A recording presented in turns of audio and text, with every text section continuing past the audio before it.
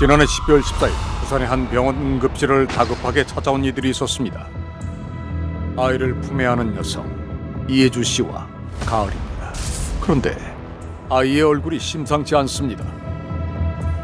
아이 혈색도 창백할 뿐더러 아이가 보고 있으면 눈을 한 번도 안 깜빡여요. 가장 중환자죠. 가장 중환자. 네. 충격 때문인지 바닥에 주저앉아 버린 엄마. 가을에게 대체 무슨 일이 있는 걸까? 그 시간 응급처치에 바빠야 할 의료진들이 무슨 일인지 일제히 아이를 바라만 보고 있습니다. 그로부터 10여 분 뒤 응급실에 나타난 이들은 경찰입니다. 다급히 의료진을 따라 집중치료실로 들어갔던 경찰은 굳은 얼굴로 돌아와 어디론가 연락을 하는 모습입니다. 아무래도 심각한 문제가 발생한 듯 보입니다. 신고가 떨어지고 바로 연락을 받아가지고 그래서 우리가 갔죠. 그때 중요한 사건이니까 뭐 애가 죽었다고 하니까. 사망 당시 5살이었던 아이. 경찰은 고작 만 4년 5개월을 살다 간 가을의 사망 원인부터 살폈습니다. 부검 결과 직접적 사인은 머리 오른 마루뼈에 발생한 선 모양의 골절과 그로 인한 뇌 손상으로 확인됐다고 합니다. 머리뼈 골절이 오른쪽 마루뼈라고 부르는 부위, 정수리 있는 부위에 머리뼈 골절이 있고요. 여기에 경막하 출혈이 있습니다. 급성이 있고 만성이 있는데요. 이 아이는 급성 경막하 출혈뿐만 아니라 만성 경막하 출혈이 있어서 꾸준히 오랫동안 반복적으로 머리에 손상이 입은 것을 확인할 수 있는 손상이 있었고요. 뇌력의 흔적은 가을의 머리뿐 아니라 몸에서도 확인됩니다. 아이의 양쪽 9번 갈비뼈엔 과거 부러졌다 스스로 다시 붙은 흔적인 가골이 있었습니다. 경찰은 곧장 정윤이 사건 이후 신설된 아동학대 수사특별팀을 출동시켰고 다행히 사망 당일 가해자를 검거할 수 있었다고 합니다. 추궁을 계속했죠. 그러니까 이제 그 부분을 인정했죠. 14일날 우리가 체포했으니까. 놀랍게도 아이를 사망에 이르게 한 이가 가을이 엄마 이혜주 씨라는 얘기입니다. 대체 이유는 뭐였을까? 엄마는 어떤 대답을 들려줬을까? 그러니까 그 좀 말도 안 되는 이유예요. 집 청소 좀 하고 있고, 그러니까 그때 과자 먹고 있었어. 이제 과자 그만 먹을 거야. 그러다가 이제 때리기 시작하고. 그러니까 일부러 그런 것이 아니라 아이를 훈육을 하던 중 실수로 사망케 했다는 주장입니다. 검찰은 엄마 이혜주 씨가 아이가 사망할 수 있다는 걸 충분히 예상했다고 보고 이 씨를 아동학대 살해 및 상습 아동학대 등의 혐의로 지난 1월 10일 기소했습니다. 제가 본 시간이 애가 죽은 지 서너 시간도 안 지난 사체잖아요. 그 있잖아요. 그 미라 있잖아요. 미라. 그런 느낌이에요. 아, 얘가 방금 전까지 살아있었던 애가 맞나. 이런 느낌 있잖아요. 사망 당시 만 4년 5개월, 그러니까 생후 53개월이던 가을이의 키는 87cm로 또래보다 17cm가 작았습니다. 아이의 몸무게는 고작 7kg, 평균의 절반도 되지 않는 수치였습니다. 7kg면 사실 한 생후 4개월 정도 되는 애 몸무게란 말이에요. 이 아이는 이제 마지막 사망했을 때 당시로 보면 BMI가 9.25인데요. 사실은 예전에는 10 이하는 죽는다고 생각했어요. 누가 아이를 이렇게 학대를 합니까? 아이의 마지막 모습은 너무나 많은 질문들을 지금 우리에게 쏟아내고 있습니다. 20대 초반 남편을 만나 아이를 갖고 가정을 이뤘던 이혜주 씨. 하지만 가을이 언니가 돌이 될 무렵부터 남편이 아이를 학대했다는 게 이 씨의 설명입니다. 2019년 남편을 아동학대로 신고했던 이 씨는 한동안 두 아이와 함께 쉼터에서 생활했던 걸로 확인됩니다. 이후 남편의 사과로 가정으로 돌아갔지만 또다시 남편이 2살 된 가을이를 때리기 시작해 아이를 데리고 가출을 했다는 엄마. 가을이 엄마의 행선지가 부산인 데에는 이유가 있었다고 합니다. 아 그러면은 부산으로 와라 해서 이제 그렇게 해서 부산으로 오게 됩니다. 네. 지난 2020년 9월 부산으로 온 뒤 가을이 모녀가 지낸 곳은 지인 최수빈 씨의 집이었습니다. 되게 잘 대해줬다고 해요. 안방 하나 있고 옷방이 하나 있었는데 안방에 모여서 다 같이 잤고 좀 상상하기 힘든 상황이긴 합니다. 씨 주장에 따르면 처음에 이제 서빙도 하고 판촉 알바도 하고 하다가 엄마 이혜주 씨가 직장을 다니느라 집을 비운 사이 가을이 곁을 지켜왔다는 최 씨. 그녀는 SNS에 아이 식단을 공유할 만큼 육아에 있어선 고수로 통했던 인물입니다. 그래서인지 최 씨의 집에서 지내던 초기에는 여전히 건강한 모습이었던 가을이. 그런 아이가 어쩌다 부산에 온 지 불과 2년여 만에 너무도 참혹할 정도로 마른 상태에서 생을 마감하게 된 걸까? 주로 근육한 물을 먹이고 말아가지고 좀 주고 단백질 먹으면 뭐 살찔까 싶어서 뭐 그랬었던데 죽기 한 6개월 전부터라고 봐야 될 것 같아요. 진술을 그렇게 하더라고요. 엄마 이혜주 씨는 아이가 사망하기 6개월 전부터 가을이가 몰래 음식을 먹어 혼을 낸다는 이유 또는 아이 끼니를 챙기는 게 귀찮다는 핑계로 분유를 탄 물에 밥을 말아 하루 한 끼만을 주거나 이조차도 주지 않았다고 합니다. 이로 인해 사망 당시 가을이의 몸무게는 고작 7kg이었습니다. 그런데 최 씨 가족은 왜 상황이 이렇게 악화되는 걸 그저 보고만 있었던 걸까? 말로는 자기가 밥 챙겨주고 했대. 그러니까 그 전에까지는 혼을 냈던 것 같아. 도 애를 갖다가 뭐 아니 왜 훔쳐먹냐고 해주고 건들지 말라고 했어 얘를. 그러니까 훈육은 내가 하겠다 하니까 밥도 챙겨주지 말라 하니까 딱 이 눈치 보고. 상식으로는 이해하기 힘든 그들의 해명. 그런데 우리에게 숨겨진 얘기를 들려주겠다는 이들이 있었습니다. 저는 그 핸드폰을 깔아주고 저렇게 채팅하는 거 지켜보고 씨를 성착취 피해 여성을 만들면서 억지가 된 거거든요. 그러니까 씨가 이렇게 1년 반 동안 1억 2천이라는 돈을 벌었고 갈취를 당했고 성매수 남성과의 채팅 기록 및 성매매 대금 입금 내역 등을 통해 경찰이 밝혀낸 엄마 이혜주 씨의 성매매 규모. 경찰은 최소 1년 6개월의 기간 동안 최소 1,570여 회의 성매매를 통해 최소 1억 3천여만 원의 돈을 엄마 이 씨가 벌었다고 확인했습니다. 제대로 된 보살핌을 받지 못해 뼈밖에 남지 않았던 가을이를 또다시 학대에 숨지게 했던 그날도 엄마의 성매매는 이어졌습니다. 일 끝나고 집에 와서 이제 자기가 오전에 이제 집안일 다 하고 애들 어린이집 다 보내면 계좌로 바로 입금을 시켜주는 거예요. 수없이 많은 밤 동안 배고픔 속에서 외출한 엄마를 기다렸을 가을이. 그리고 한없이 말라가던 아이 곁엔 두 사람의 어른 최 씨 부부가 있었습니다. 그들은 왜 가을이를 돌보지 않았던 걸까? 가을이 사망 사건과 관련한 재판이 있던 날, 재판정을 나서는 사람들 사이로 수의를 입은 여성이 보입니다. 가을이 엄마 이혜주 씨입니다. 그런데 이날 이 씨는 피고인이 아닌 증인 자격으로 법정에 출석했습니다. 이날 재판의 피고인석에 선 이는 바로 동거인 최수빈 씨 부부입니다.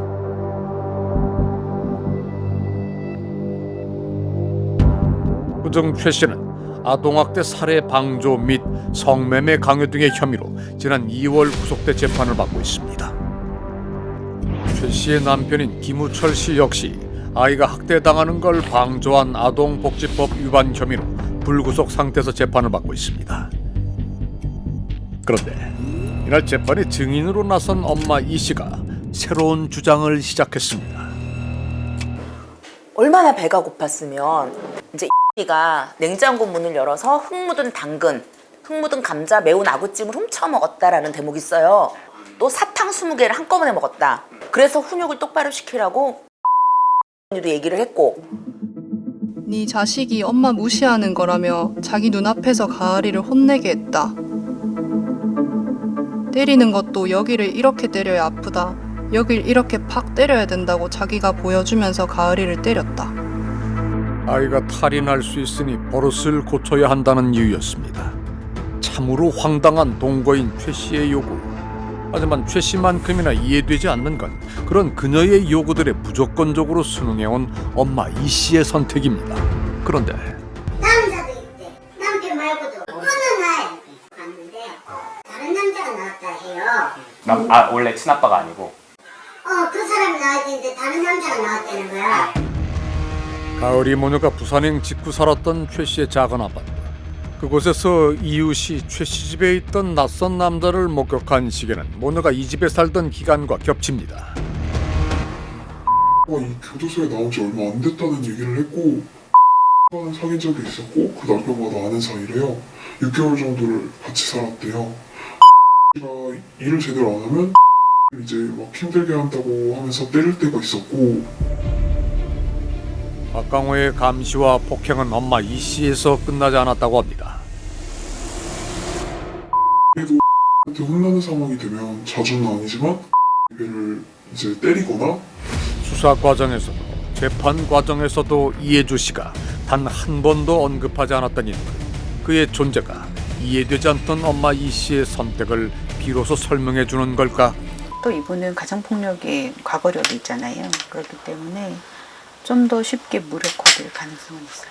어쨌든 씨의 요구에 순응하지 않을 경우에 부가적인 폭력이나 이런 것들이 발생할 가능성이 높다고 생각되면 저항하기 힘들었을 거예요. 물론 엄마 이 씨의 주장을 전부 믿을 수는 없습니다. 하지만 새로운 진술인 만큼 확인이 필요해 보입니다. 성매매를 이제 제대로 하지 않거나 아니면은 뭐 이럴 때 한테 폭력을 가했다라고 이 부분에 대해서는 그러면은 무관한 게 아니에요. 그거 어떻게 보면은 네. 그게 맞는 게 그게 몇 번이 없거든요. 씨를 때린 게 네. 그러니까 엄마를 깨웠어요. 배고프다고. 네. 뭐 지 당한다고 사야 되는데 깨우다고 애를 때린 거예요. 거기서 멱살 잡고 이렇게 해가지고 밖으로 줄줄 끄고 이 보는 앞에서 진짜 때렸거든요. 그때 행동이 잊혀지지가 않아요. 진짜로. 어떻게 했어요? 엄마가 맞는 거 보고 웃더라고요. 엄마 이 씨를 폭행한 이유가 가을이를 제대로 챙기지 않아서라는 얘기입니다. 끝으로 최수빈 씨에게는 잘못이 없다는 말을 덧붙입니다. 그때 그 당시에 애를 다 챙겼었어요. 제 입장에서는 지금 기자님이 믿어도 상관없어요. 아무 타격이 없는 게 저도 그 변호사랑 이야기를 했거든요. 네. 지금 증거가 수십 개가 넘어가는데 지금 무슨 말을 하든 저희한테 아무런 타격이 없고 어떤 증거들이 있다는 걸까? 그것은 정말 사실만을 담고 있을까? 그러니까 얼마나 못됐는지 알아요. 딱 우리가 잡아 들어오자마자 물건을 싹 다 버려버려요. 14일날 우리가 긴급 체포했으니까 17일날 갔는데 그 전에 버렸어. 모든 짐을 다 버렸다. 2년 넘게 함께 살던 어린아이가 숨을 거뒀고 같이 지내던 동거인이 경찰에 체포됐는데 그 직후 물건을 내다 버렸다는 최 씨 부부. 무엇을 그리 서둘러 버렸던 걸까? 저희가 안 할 거예요. 그렇게 집에서 계속 쓰레기를 밖에다 버리시는 장면이 CCTV에 포착된 것 같던데. 근데 그건 또 어떻게 알았어요? 그럼 뭐 학대랑은 관련이 없어요? 그러면 일단 네. 그 친모가 왜 그렇게 주장을 하는 거예요? 그러면 그들은 뭐 지형을 죽기 싫어서 그렇겠죠. 형을 더 감염시키기 위해서 그러는 거겠죠. 아이의 죽음을 말해줄 수 있는 건 그곳에 있었던 어른들 뿐입니다.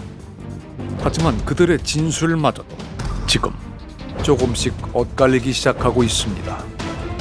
그러니까는 그때 자기가 이제 애를 계속 혼내고 있었는데 처음에 베란다에 있다가 갑자기 들어와서 애를 눕혀서 이렇게 때렸다는 거예요. 손을 편 상태로 이렇게 눈 쪽을 2대를 세게 때렸고, 그날 본인이 아이를 혼내는 시간이 길어지자 동거인 최 씨가 다짜고짜 아이를 바닥에 눕힌 뒤 손목으로 이어지는 손바닥 끝부분을 이용해 아이의 눈 부위를 2차례 강하게 내리쳤다.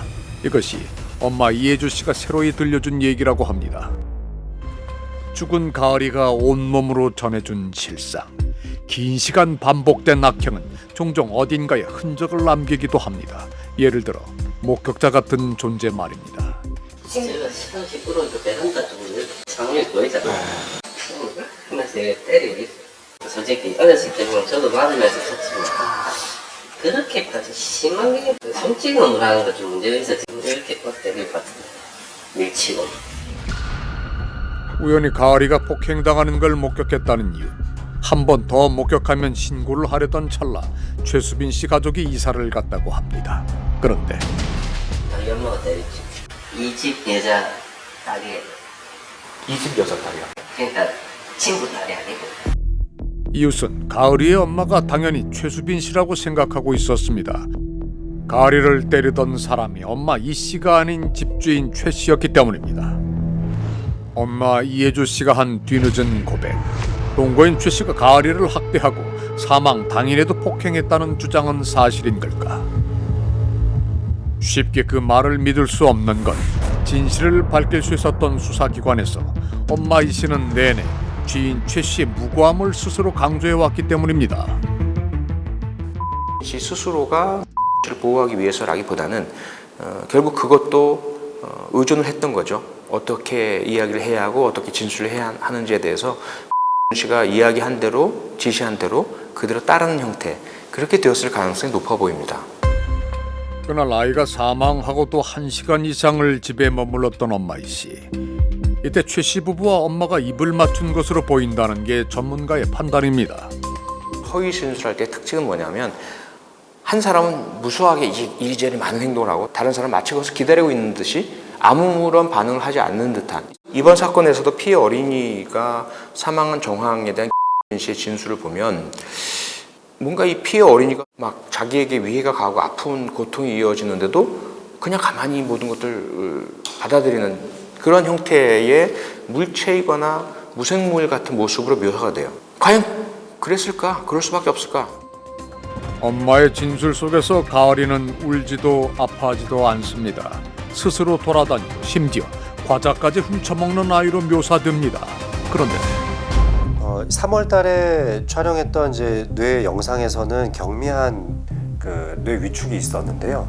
이 5월 달에 촬영한 이때는 심각한 수준의 뇌 위축이 진행됐다고 되어 있습니다.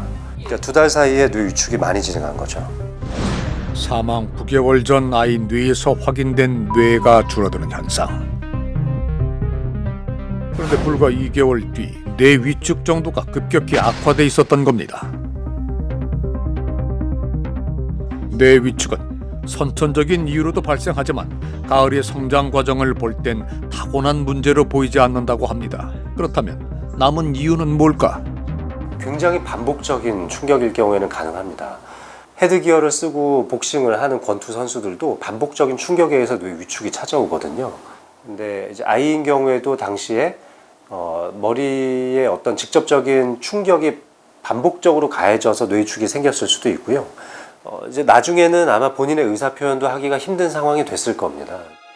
머리 부위가 강한 충격에 자주 노출될 경우 후천적으로 뇌 위축이 발생한다는 얘기입니다. 어느 순간 이로 인해 자기 힘으로 움직이거나 음식을 삼키지 못했을 거란 가을이. 그래서 아이에게 분유만을 줬고 때문에 그렇게 말라만 갔던 게 아닐까. 근데 마지막에는 그랬을 것 같습니다. 소리는 낼 수도 있죠. 너무 힘드니까. 아마 조금이라도 소음이 들렸으면 싫어했겠죠. 병원에 데려갔어야 되는 환경이 있었을 거다라고 판단이 됩니다. 아이가 당할 심한 고통을 생각하면 엄벌이 필요하다고 생각합니다. 눈에 생긴 문제 때문에 병원에 갔던 가을이 지난해 5월 23일이 아이가 살아서 한 마지막 외출이었습니다. 그 후 6개월 넘게 집 안에만 갇혀 있었던 아이. 그 마지막 시간들은 가을이에게 어떻게 기억됐을까? 여기 이 집단의 핵심은 씨예요. 모든 의사결정은 가 했을 거예요. 그러니까 여기에서의 주범은 학대라는 맥락에서 주범은 씨일 가능성이 훨씬 높아요. 아동 학대 방임을 사실상 이 엄마가 묵인한 걸로 보는 게 좀 더 적절하지 않나 싶어요. 그것을 말리거나 그것을 저항해야 할 의무가 있는 사람임에도 그걸 하지 않았기 때문에 본인도 어떤 식으로든 학대적인 행위를 했다고 보기도 무리가 없고요. 그거는 책임을 져야겠죠. 비극으로 끝난 부산행. 거기엔 한순간도 아이의 선택은 없었습니다.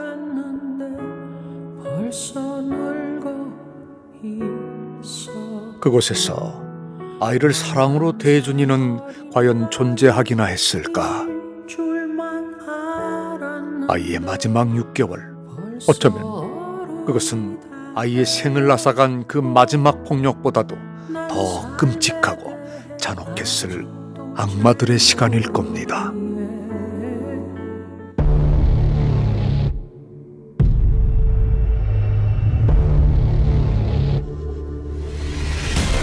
그것을 알고 싶다에서는 지난달 26일 부산 금정구에서 화해 중개 앱을 통해 만난 또래 여성을 살해한 정유정에 대해 아시는 분, 정유정과 함께 학창시절을 보낸 분들의 연락을 기다립니다.